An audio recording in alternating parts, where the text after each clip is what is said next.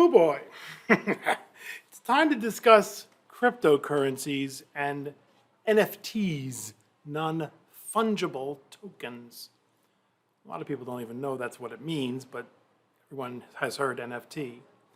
And let's start with some trenchant quotes. That means digging deep into the matter.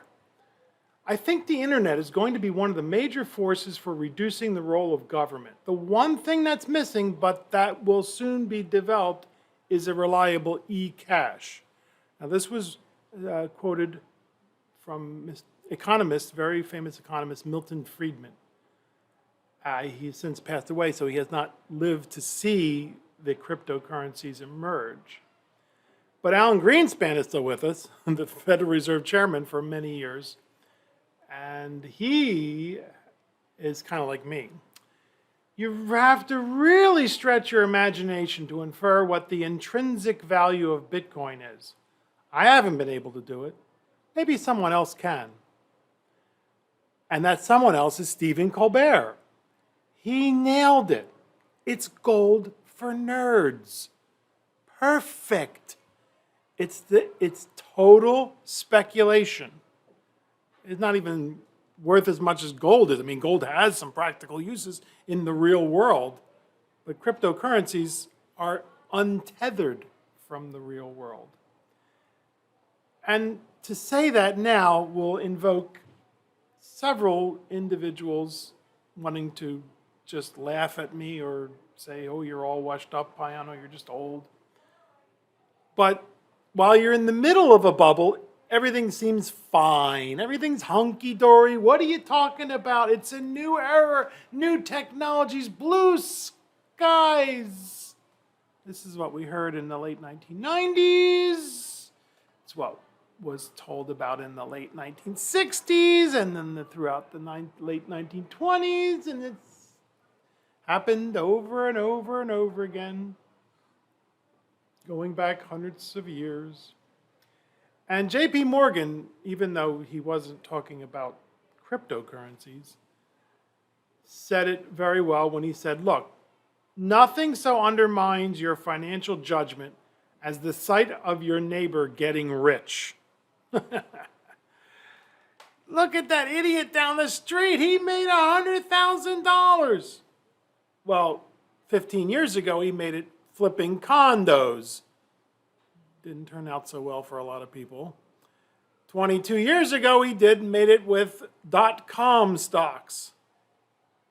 And now he's doing it with cryptocurrencies. And if you are lucky enough, maybe you'll do it too. But yours truly doesn't want anything to do with it. Slide number 2. Bitcoin and the other cryptocurrencies are pure speculation. You must buy low and sell high. And if you believe you're good at that, I wish you a lot of luck, but I'm not. I'm not even going to try. They're very similar to gold and precious metals, but even worse because there's no practical application or use other than creating a great system for crooks. However, the technology behind cryptocurrencies, blockchain, digital ledger, is valuable and will survive and will thrive in that eventually we will see authorized digital currencies based on economies that are sound, for the most part. Come on, Payano. What you got against Bitcoin and the other cryptocurrencies? You're just old, that's all. This is the future. We're all going to get rich, rich, rich. I hear people talking about it's Lambo time. That's what they were doing back in 2007 and 2008, and now they're talking about it again as the mania returns with a vengeance. Rebuttal. First of all, as mentioned, you can't invest in a cryptocurrency. You can only speculate. The value is worth only what others believe it is worth. Cryptocurrencies do not pay interest, dividend, rent. They don't create new markets. They don't innovate. All they do is allow you to buy low, sell high, if you are so lucky. There's no cash flow. And more importantly, there is nothing backing the currency. And I can already hear some of you saying, But what about the fiat currencies, huh? Aren't they all the same? They are only worth something because we believe they are. Not so fast. You will hear people say that our dollars and other fiat currencies are not backed by gold and are therefore worthless. The response to this is poppycock. Oh, by the way, what is gold worth? As we have seen, gold as an investment is also a speculation. No economy currently from any country still uses a base metal, in this case gold, as the basis of the goods and services that the economy produce. It makes no sense. They don't relate to one another. Our dollars are backed by our economy, the great American economic machine. Our dollars are backed by what the U.S. can produce and consume, our gross domestic product. Go ahead, walk into any grocery store and look around, and then you tell me that our dollars are worthless, huh?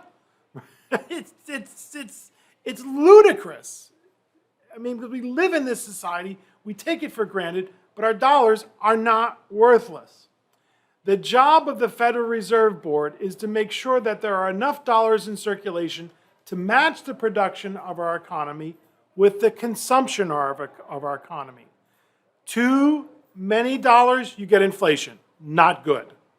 Too few dollars, and our economic output is stifled, and opportunities for growth of our wealth are lost. Again, not a good outcome. And the truth is, it is not an easy job. You're talking about a $20 trillion economy. Try to make sure there's enough dollars in circulation, but not too many. You see, the Fed has a dual mandate. They are trying to make sure there's full employment, not just of people's jobs, but a full employment of the ability to our economy to produce. But at the same time, they want to make sure they don't allow inflation.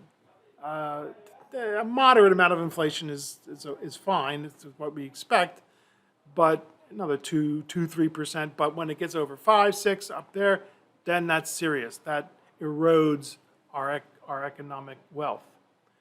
So it is not an easy job, and they have made boneheaded mistakes in the past. They're humans, but they've also done some good things over the years. So hey, they've done the best they can.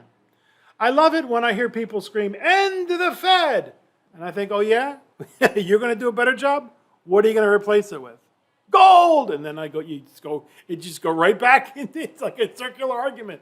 But gold doesn't worth anything. Yes, it is. It's worth something because it's gold. Okay, but then you just told me that the dollars are only worth something because you believe they're worth something. But in the case of dollars, I can go and buy things. With gold, I have to turn them into dollars. We're going around the mulberry bush. So how does this relate to cryptocurrency, and how do you explain the success of Bitcoin? Well, there's absolutely nothing to stop other individuals and groups from starting their own currencies. And yes, and this is what's happening, right?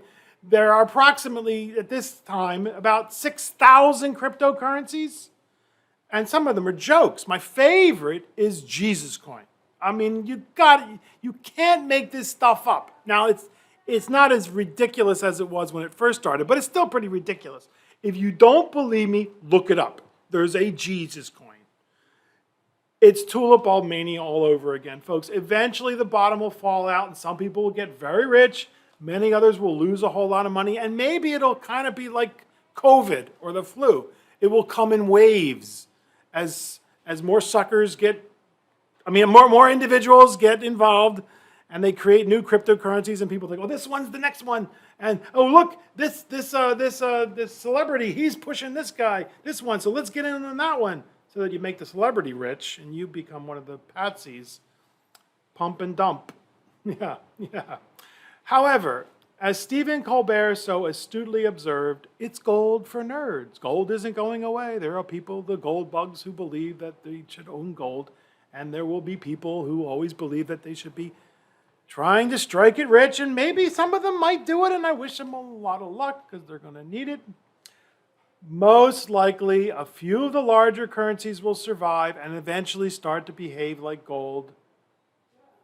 We'll see, which we have seen over the long term has barely kept with inflation.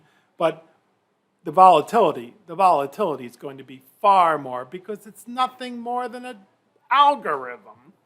So stay tuned. Oh, and by the way, those of you who knock fiat currencies, there is no currency more fiat than a cryptocurrency. Because what fiat means is it means, created by decree. So there's nothing more fiat than a cryptocurrency. Let's revisit the graphic that compared gold to stocks, bonds, and inflation. Remember this? We saw it before, we'll see it again. You go back 200 years and stocks have done very well as the global economy has expanded, as our standard of living has increased exponentially to the point that a prince or a king or a queen from 200 years ago would just, their mouths would drop open and they would be amazed at what the common folk, the luxuries the common folk have. Bonds have done okay, but nowhere near as well as stocks. Even short-term investments have done a hell of a lot better than gold. We can expect cryptocurrencies to be similar, except the volatility is going to be enormous. Rising exponentially, falling exponentially. And who knows, it probably will never stop until we get digital currencies that are well regulated, backed by central banks of economies that produce and consume goods. I know I sound like an old guy, and I am. But we've seen it before. We've seen this play before. It's like a Greek tragedy. At the end of the show, you don't know how long it's going to last, but there's going to be dead bodies all over the place. And this is what happens in manias and bubbles. The one thing that scares me is how much will it spill over into the rest of the economy. And we should be scared. There's one cryptocurrency called a stable coin called Tether. It's probably, we'll find out soon enough, it'll happen eventually. It's probably the biggest Ponzi scheme since Bernie Madoff, which was about $13-14 billion. This is probably around to the order of $50 to $60 billion. Speaking of which, slide number 9, criminal activity and scams. Given their unregulated nature, the criminal element has embraced the technology. Statistics vary widely, but there is no doubt that cryptocurrencies are being used extensively by criminals. Pump and dump schemes and many other types of scams are rampant. The owners of a Turkish exchange ran off with $2 billion. I don't know if they ever caught them. And then a cryptocurrency based on a television series, Squid Games, made off with $3 million. Boom! It went from .0000 whatever up to $2 or $3 or whatever it went up to. And then they'd run away. And this is what we would expect with an unregulated financial system. The people yelling, oh, DeFi, DeFi, or whatever, DeFi. They're going to get taken. Or maybe they're the ones doing the taking. I don't know. But you won't get me involved other than to hopefully keep you away. But hey, it's your money. And if you want to go to Vegas, go to Vegas. You want to put $200, $1,000 into a cryptocurrency and maybe it does something. Maybe you'll come back and laugh at Piano and say, look, I'm a millionaire now. Where do you have to pay the taxes? I'm not going to pay the taxes. I'm going to move to Aruba or whatever. Oh, good luck with that. So now let's turn our attention to the phenomenon that is proof positive that we are in a bubble, mania, whatever you want to call it. Non-fungible tokens, mostly known as NFTs, are digital assets that give someone the bragging rights that they own something that anyone can download from the internet. One of these things sold for $69 million. It's nothing but a graphic that you can download. You can put it on your machine. You don't own it. Somebody else does, and they paid $69 million for it. And I assume that they're thinking 2 years from now it's going to be worth $200 million. Well, we've seen this play before. We've seen this movie before. During the dot-com mania, a greeting cards company that had been in existence all a few years called Blue Mountain sold for over $700 million. 2 years later, it sold again for $35 million. And then the company that bought it and then sold it went out of business. The year 2000.com website, I mean, folks, think about this. Year2000.com sold during the dot-com mania for $10 million. How much do you think that is worth today? Really, think about it. How much do you think year2000.com is worth? But if you're an artist, oh boy, quick, you're giving away free money. Run down there, sell your art now as NFTs, get rich, and don't forget us back here at Southwestern College, okay? Remember where you learned how to become a multimillionaire before the bottom falls out for these NFTs. Okay, so make a donation to the Southwestern Community College Foundation. It'll reduce your taxes. And that is our discussion of cryptocurrencies and non-fungible tokens. And we're done with financial and other hard currency assets. We're ready, and speculations, by the way. So we're ready to turn our attention to an investment that is totally different than anything we've discussed so far, and that is real estate. A whole other world. But can be very profitable. I like to say that real estate is tricky, which is a nice way of saying it's a royal pain in the...